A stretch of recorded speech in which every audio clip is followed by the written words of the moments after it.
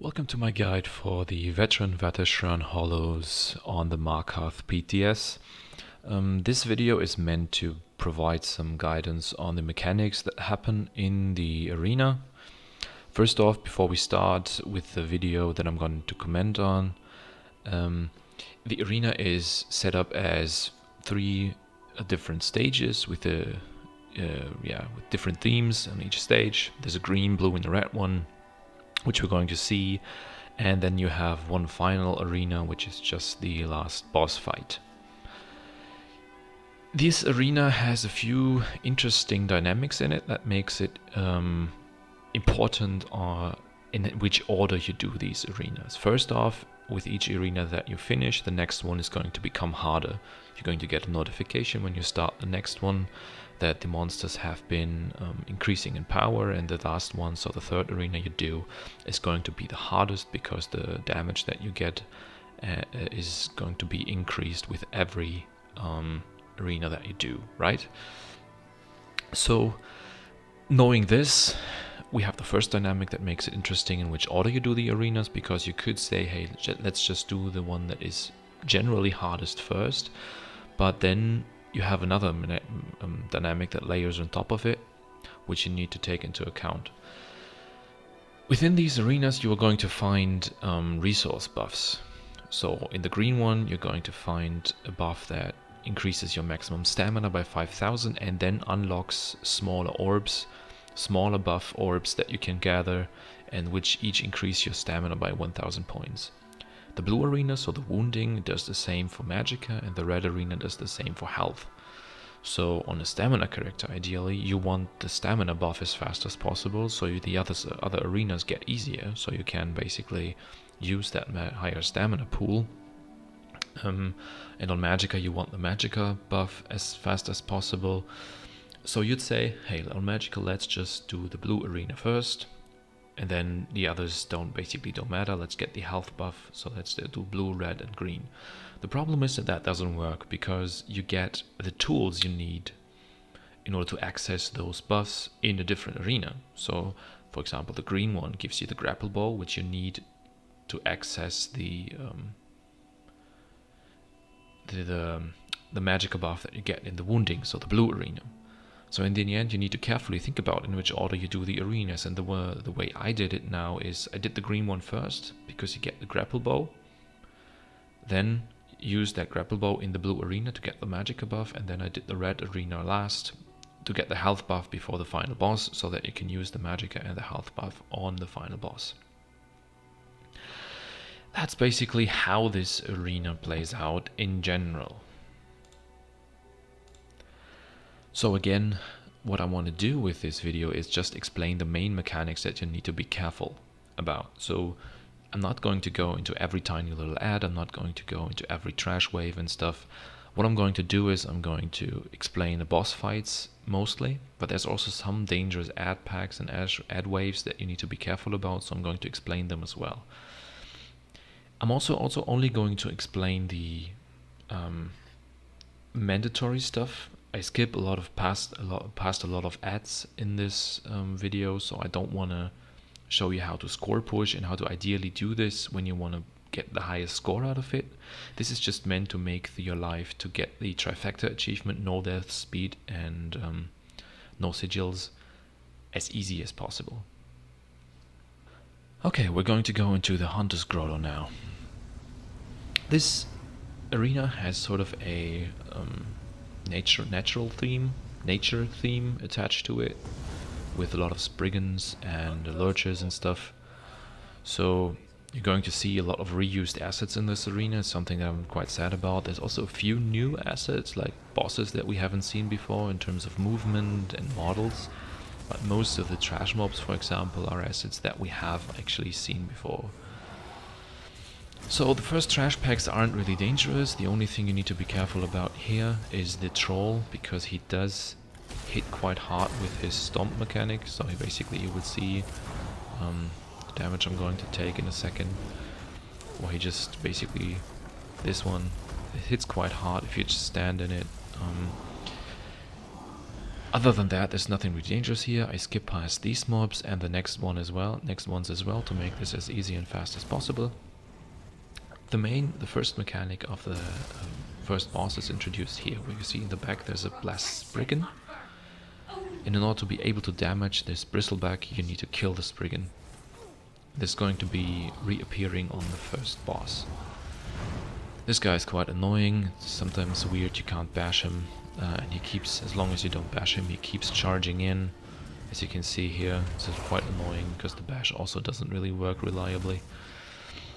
But in the end, it doesn't hit that hard, it's not that dangerous, so we're good on that.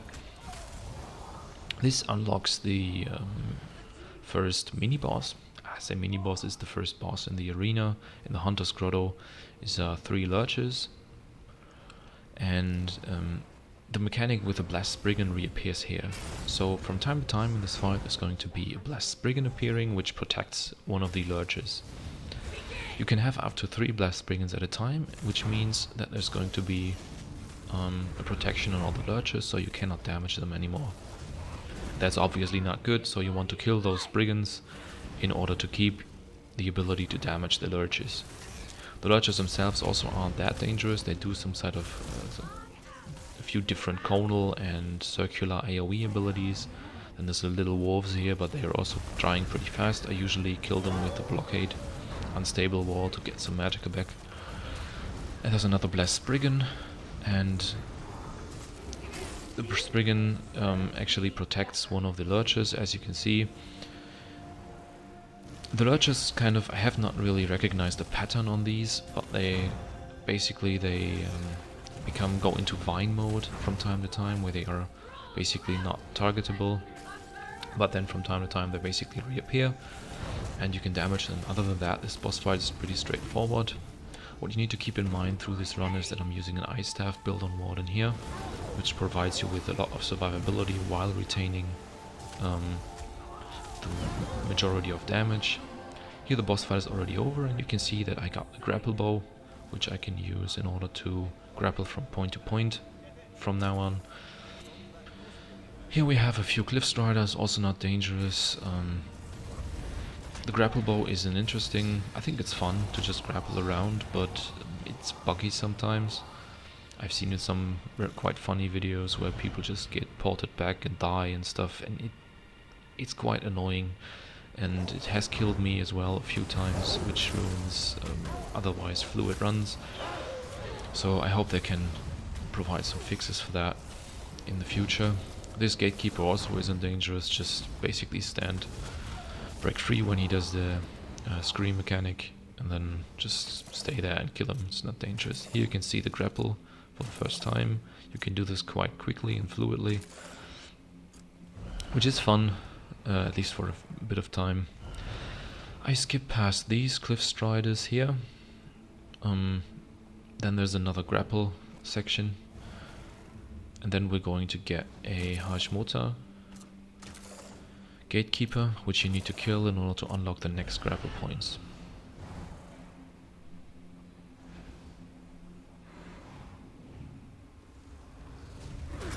This one also does the typical Hashmota mechanics, where you see like these waves here, then he does charge on the ground, but other than that it's really not dangerous.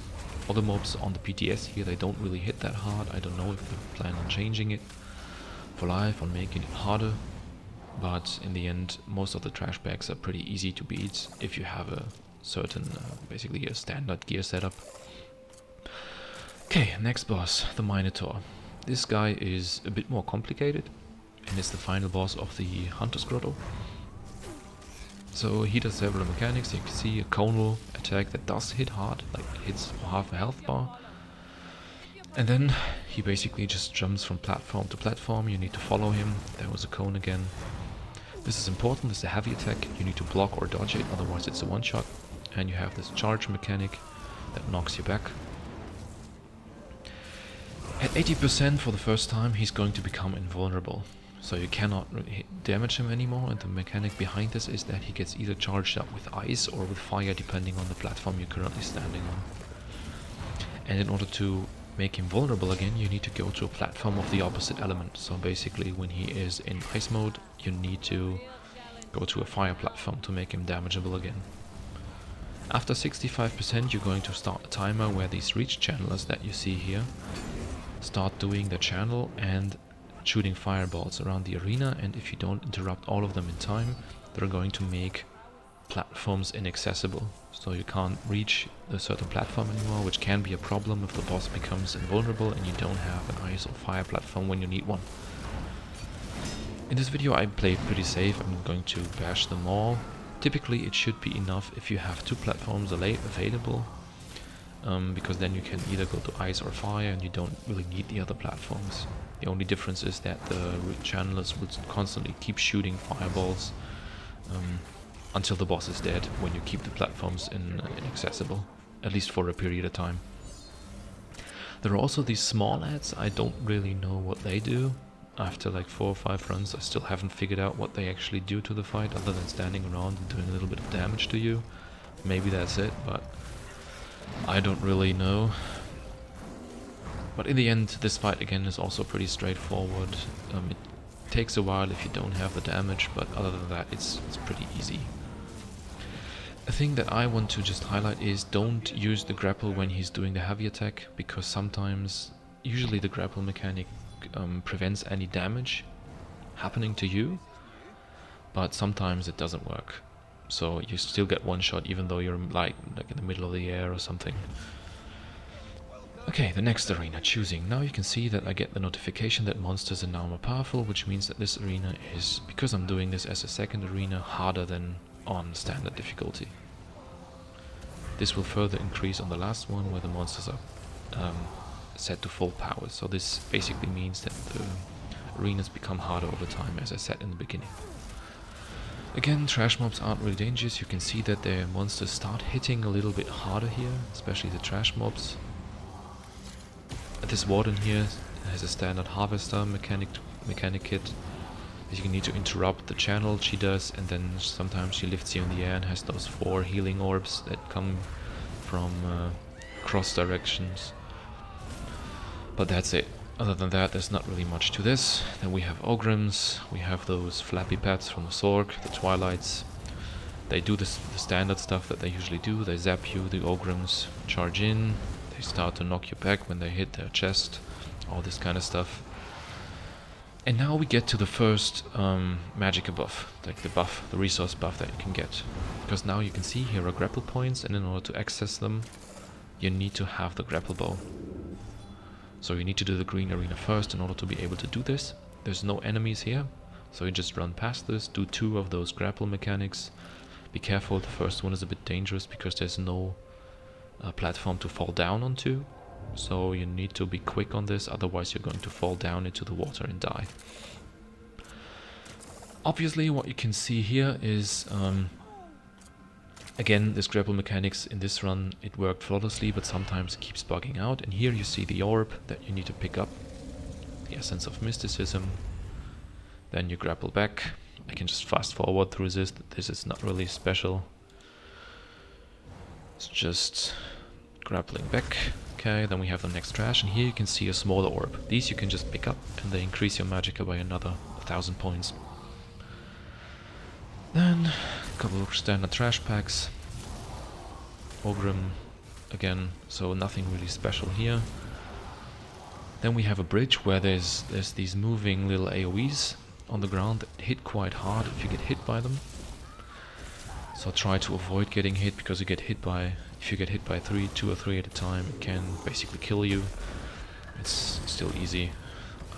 Here we have another warden. Just bash. Usually I use an ultimate on these because these are annoying and I want to get them dead as soon as possible.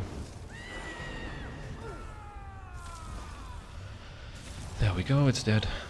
Now we have the first boss of this arena, which is, I think it's called Zakuryn the Sculptor or something. Yeah, he summons a flash abomination, and these 2 bosses you need to kill at the same time, otherwise one of them that's still alive enrages. It's not that dangerous if they do, but you still don't want them to enrage because the fight takes longer. So just try and make sure to kill them both at the same time. The mechanics here are pretty straightforward. There's these AoEs on the ground that the Flash Abomination summons, and he's going to summon a big AoE. He hits. Don't stand in there, you can't block or dodge it, it's a one-shot. You need to be out of that, otherwise you're dead. This Sculptor boss will become immune to damage when you hit him to a certain percent. You can see he's immune, and what you need to do then is exactly this. You need to have the Flash Abomination hit him on the head, so that he becomes vulnerable again.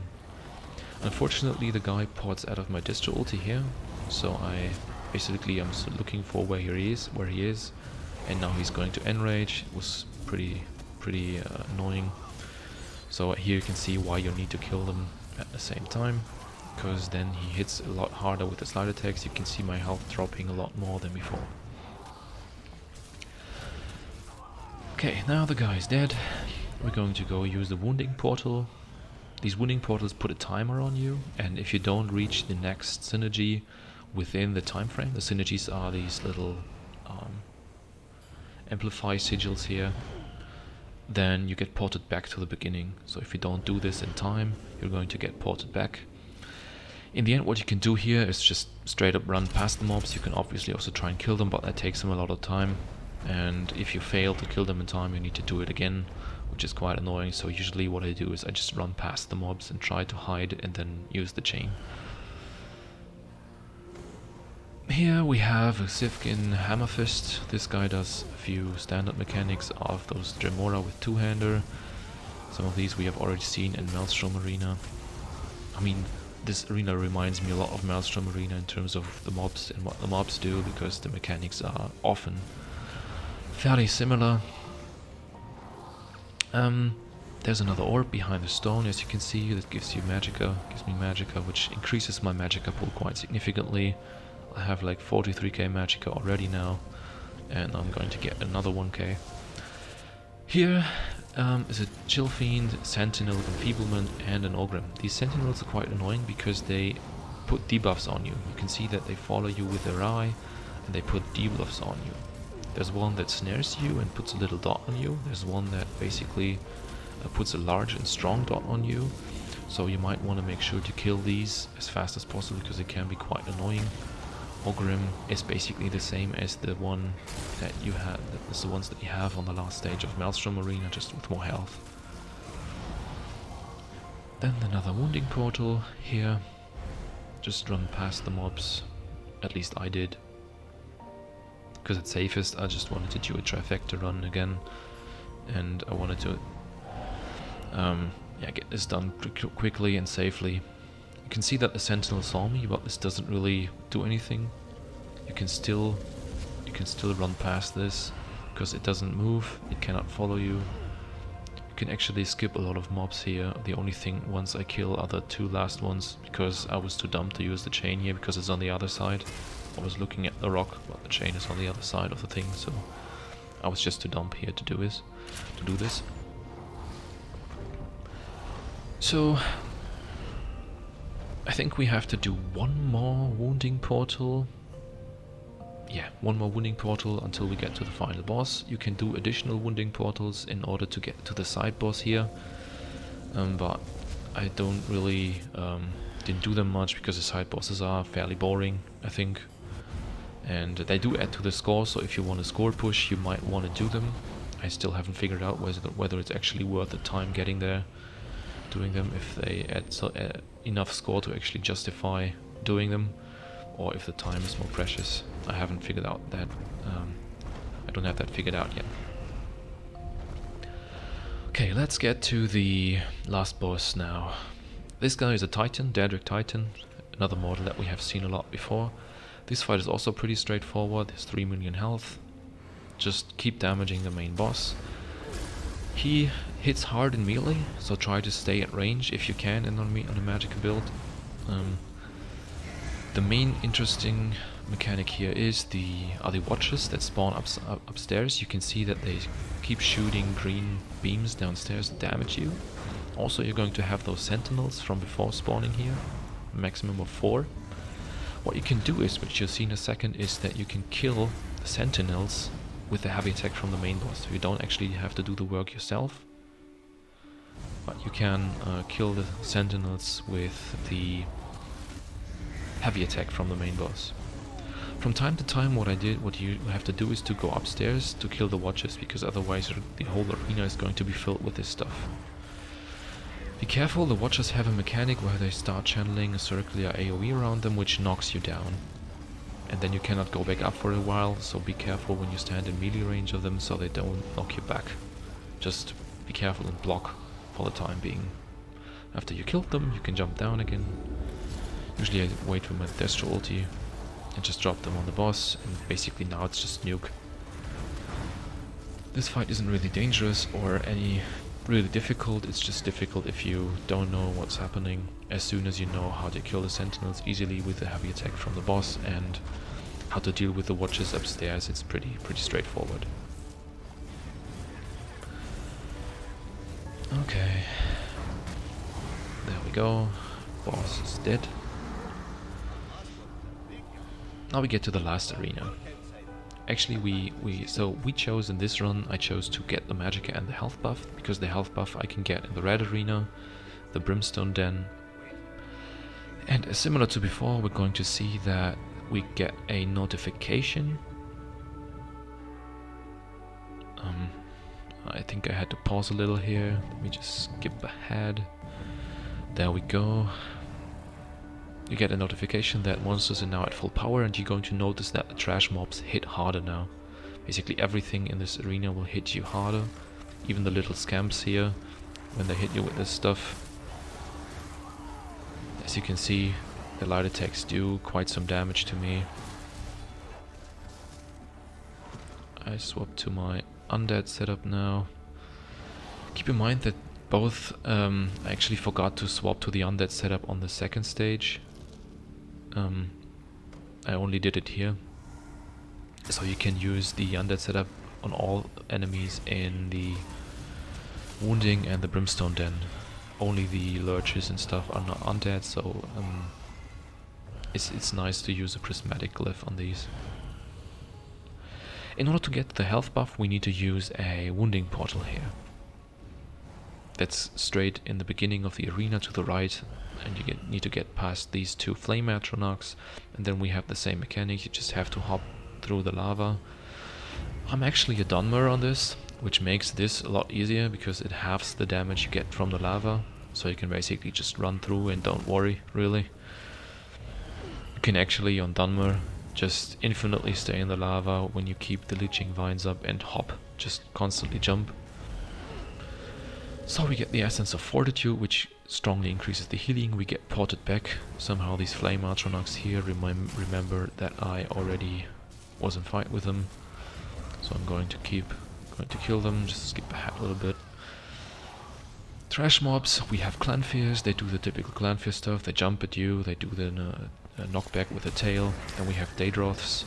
They do the same thing as in Maelstrom Arena as well, where you have the fireball mechanic. They shoot at you and you knock you back and spit fire at you.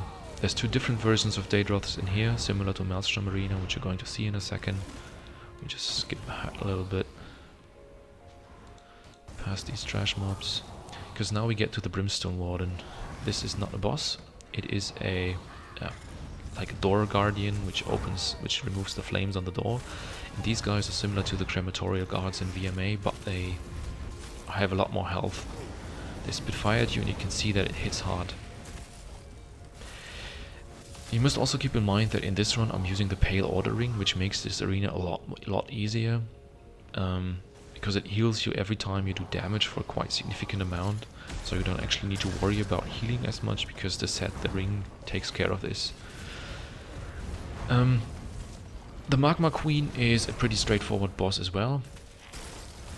She has a few mechanics. She hits you with those fireballs, then she has a fire path she casts at you, this one, and she sometimes ports around the arena from time to time. You're going to see that in a second. There's going to be portals spawning where scams are coming out of them. These portals last 1 minute, and after 1 minute there's going to be a Daedroth coming out of them. The mechanic that you can deal with here is, if you kill one of those Iron Atronachs, they spawn a Rock Toss synergy. You need to cast this rock, like this synergy, and need to aim it at the eruption that the Magma Queen causes when she teleports.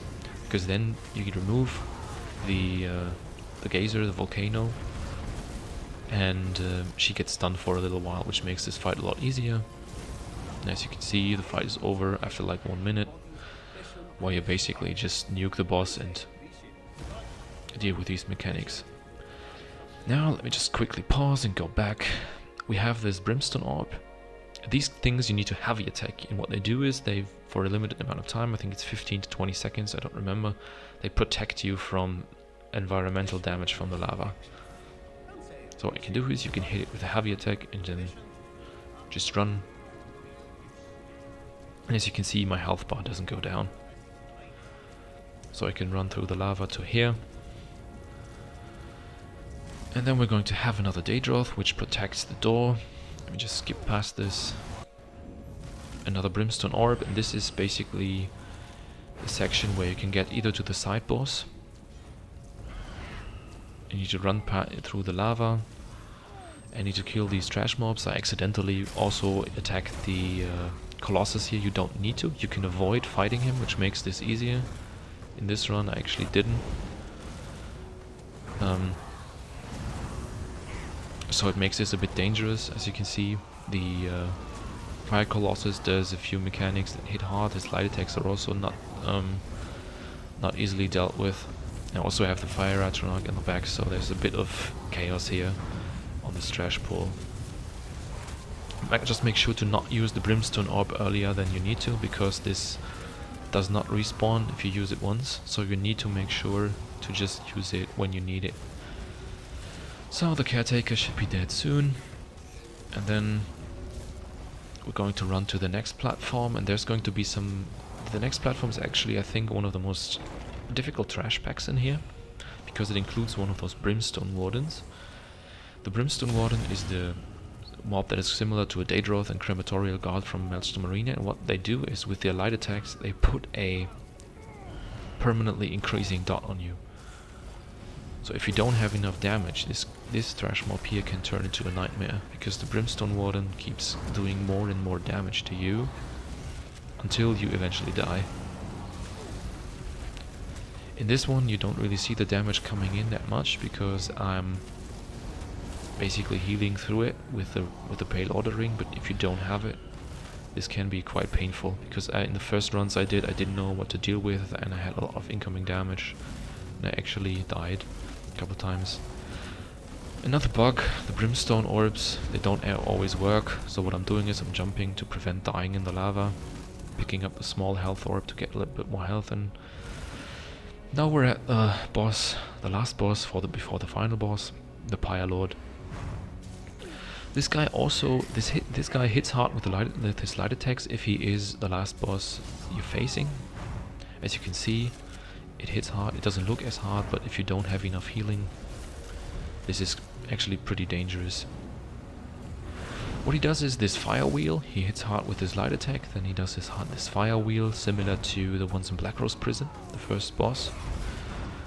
You can either circle around them if you need to stay in melee range, or you can go at range and simply damage the boss from there if you can. Then from time to time what the boss does, it ignites the arena with lava and molten. And then it keeps a constant environmental damage dot on you. You can heal through it, it's possible, but it's easier to just heavy attack the orb ones and then survive through it, because then it doesn't damage you. Also at, I think, 70 and 35%, he spawns those fire colossi, which you need to kill. They have less health than the one that we saw before, but they do the same mechanics, where they create these AoEs that do, like Elumbris, they do a rain of fire.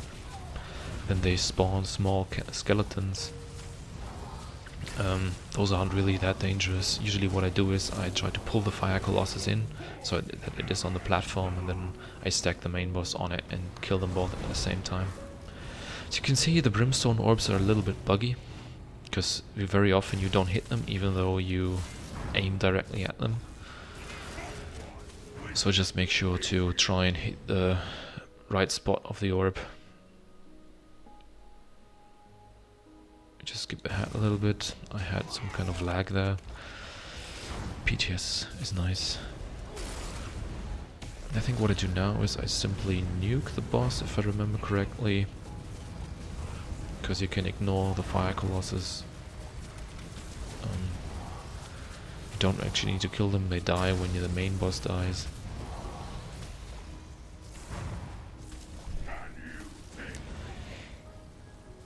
There we go.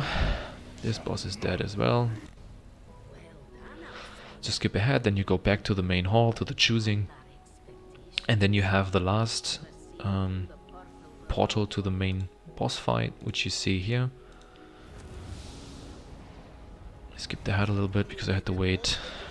You're going to have this guy, and then the arena transforms, the walls disappear, and then you're going to have this, the last boss, Maebroogha the Void Lich. I think it's called Lich in English, I don't know. She has 1.8 million health, but that is not actually how much health she has, and we're going to get into that in a second. The boss herself isn't really that dangerous. She does a few AoE mechanics that do hit for a little bit of damage, but in the end the boss itself is not really the most dangerous part about this.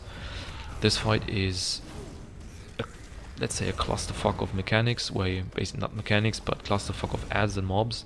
So if you don't have the damage to kill stuff fast enough, you get overwhelmed. Every 25% of boss health, you're going to have a Shade Colossus appearing, which means that if you kill the boss fast, you're going to have a lot of them. And usually what I did, if you want to be safe, just get rid of the trash as fast as possible, and in this fight I can only recommend making use of the unstable blockade, unstable wall. The most important and dangerous mechanic here is the shade mechanic. You can see that there's a circle of shades appearing on the outer side of the arena, and then they walk in. You only need to kill one of them, which breaks the tethers between them, and then you can walk out. Because if you get hit by the tethers, they hit for a lot of damage. Next mechanic is the grapple one. As soon as the boss falls below 10%, she starts channeling, and if you don't get to the grapple point, which appears on one of the 3 main islands, let me just pause here, it goes too quick. There's a grapple point which spawns on one of the 3 outer islands on the arena. Just make sure while you fight the boss every time that you look where the grapple point is, so that you can run there fast enough. And then you need to grapple there and use the void synergy on the pulsating green orb that is on the island.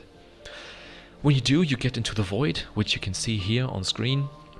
And in the void you're going to have the mechanic where the boss constantly heals herself back up. So if I play this a little bit, you can see 18, 19, 20, 21. This means that this fight is pretty much a straight DPS race. If you don't have enough DPS, this fight will take a long time, because she will heal back to full. She will stop healing as soon as you kill the main ad that is in the void, or not kill the ad, but leave the void again. And if you kill the ad, like this void Chillfiend here, there's going to be another pulsating green orb spawning on the platform here. And then you can use the synergy again, and that stops the boss from healing up. So the faster you kill the ad, the lower health the boss will stay on, and the faster the fight will be. So this is a straight DPS race in terms of this, and also the shade mechanic you see before. This also, if you cannot kill the shades in time, you're going to be dead, because they walk in a circle and the tethers will kill you. With a lot of DPS, this fight is over fairly quickly, as you can see. Again, as soon as you damage the boss between 10%, all mechanics get cancelled, and she does this channel with the grapple bow. Let me get to the adds that you can get in the void. There's 3 types that you get. The order of them is random, I think. The first one was the Chillfiend, which creates persistent core lightnings, which you can see that keep hitting here. The second one I got now is the Dremora, the Void Dremora. This creates Flame Shapers spawning. As you can see, similar to Maelstrom Arena, you have the Flame Shaper in the back that shoots fireballs at me. They do hit really hard if you don't have the healing to out-heal it. And they keep spawning, so you cannot do anything against them spawning, but you still need to kill them because you can't have multiple. So if you have multiple, it gets really annoying. There, it starts channeling again. I just killed it this time. And this is basically the pattern of the fight. You basically have the boss healing back up, then you damage it down to below 10%, grapple to the island, get a lot of adds. All these adds to different mechanics. You can get overwhelmed quite easily. I almost died here because the grapple didn't work. Same thing again, and this is the last add that you can get is the Minotaur, and this guy, the Firehorn, creates similar to the mobs in Bloodwood Forge, creates these AoEs on the ground that explode after a certain time, and a bigger molten AoE that snares you.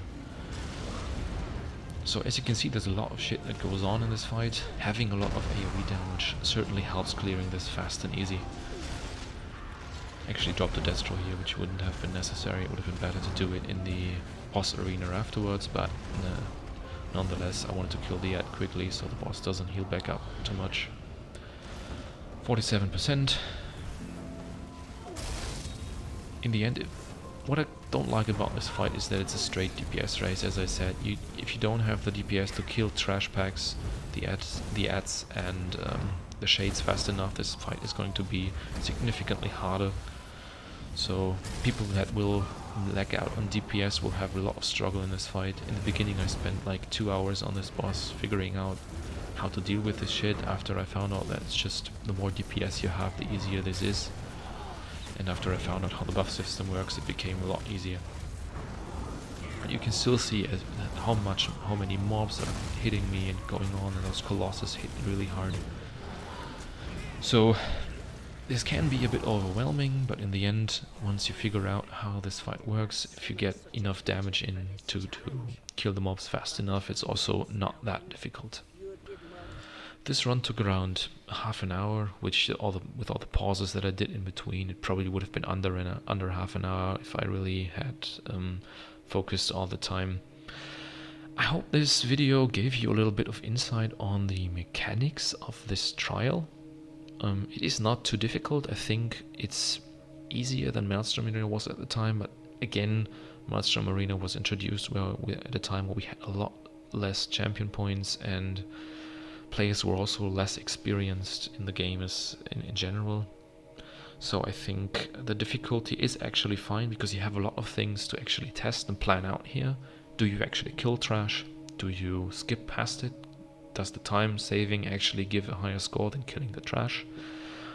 Is killing side bosses, there's also 3 side bosses that we didn't go into in this video, does killing the side bosses also give a score benefit over not killing them? Is it worth increasing the time just to get them killed? But overall, I like the arena. It's fun. It's something fresh in comparison to Maelstrom Arena. I look forward to doing this on different classes, on Stamina, Magicka, and again, yeah, I hope you had this helped you gain some insights, and you can look up the boss fights and see how they're done. I'm going to put timestamps in the description so that you can look up the explanations to the different boss fights over time.